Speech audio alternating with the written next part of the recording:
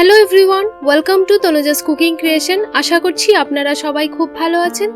আজকে আপনাদের সঙ্গে পাকা কলা দিয়ে খুব সুন্দর পিঠার রেসিপি শেয়ার করব। রেসিপিটা দেখার জন্য পুরো ভিডিওটা দেখার অনুরোধ রইল। স্কিপ না করে পুরো ভিডিওটা অবশ্যই দেখুন। তো চলুন আজকের এই মজাদার রেসিপিটি দেখে নেওয়া যাক। আর ভিডিওটি ভালো লাগলে অবশ্যই চ্যানেলটিকে সাবস্ক্রাইব করে পাশে দেওয়া নোটিফিকেশন বেল আইকনটি অন করে রাখবেন। তো দেখুন আমি এখানে একটা বাউল নিয়ে নিলাম। এবার মেজারিং কাপ দিয়ে 1 কাপ সুজি মেপে নিয়ে নিলাম।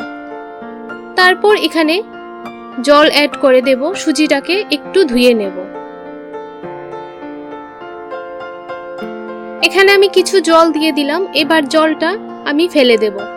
এবার 5 মিনিটের জন্য সুজিটাকে রেস্টে রেখে দেব।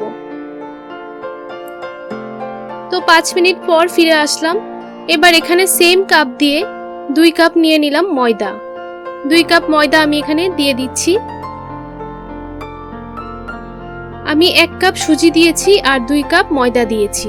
এবার এখানে হাফ কাপ চিনি দিয়ে দিলাম। 2টো কলা ছিলকা তুলে দিয়ে দিলাম। চিনিটা অবশ্যই পরে বুঝে দিয়ে দিতে হবে যদি মিষ্টির প্রয়োজন হয়। এবার ভালোভাবে কলার সঙ্গে সবগুলো ইনগ্রেডিয়েন্টস মেখে নেব। তো দেখুন ডোটা এইরকম হয়েছে। এবার আরেকটু চিনি আমি এখানে অ্যাড করে দিচ্ছি, মিষ্টিটা একটু কম হয়েছে। এবার অল্প একটু নুন দিয়ে দিচ্ছি। যারা পিঠার রেসিপির মধ্যে নুন খেতে ভালোবাসেন তারা অবশ্যই দিতে পারেন, না হলে স্কিপ করে নেবেন। এবার ভালোভাবে মেখে নিচ্ছি। মেখে আধ ঘন্টার জন্য রেস্টে রেখে দিলাম। আধ ঘন্টা পর ফিরে আসলাম। এবার দেখুন একটা হ্যান্ডউইচের সাহায্যে ভালোভাবে ডোটাকে মেখে নিতে হবে, তাতে পিঠাগুলি খুব সফট হয় এবং ফুলকো ফুলকো হয়। আমি কিছুক্ষণ সময় এইভাবে মেখে নিচ্ছি, প্রায় 5 মিনিটের মতো এইভাবে মেখে নিতে হবে।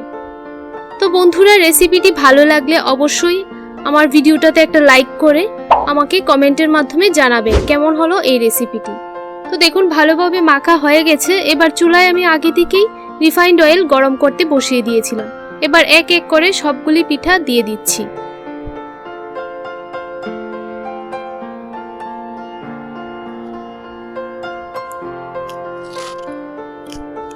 পিঠাগুলিকে আমি 3 থেকে 4 মিনিট চুলা আঁচটাকে লো টু মিডিয়ামে রেখে ভেজে নেব। তো দেখুন একটা পাশ উল্টিয়ে ভালোভাবে নাড়াচাড়া করে ফ্রাই করে নিয়েছি। ঠিক যখন পিঠার কালারটা এইরকম চলে আসবে তখনই নামিয়ে নিতে হবে। তো দেখুন পাকা কলার পিঠা একদম রেডি হয়ে গেছে। এবার সেম ভাবে আমি আরেক স্টেপ ভেজে নেব। তো সেম ভাবে ভেজে নিলাম। এবার এইগুলিও নামিয়ে নেব, তারপর সার্ভ করে নেব। তো দেখুন খুব সহজেই তৈরি হয়ে গিয়েছে পাকা কলার পিঠা রেসিপি। তো ভিডিওটা ভালো লাগলে অবশ্যই আপনার বন্ধুদের সঙ্গে শেয়ার করতে ভুলবেন না। আজকের জন্য এতটুকুই। আরেকটা নতুন রেসিপির সঙ্গে দেখা হবে।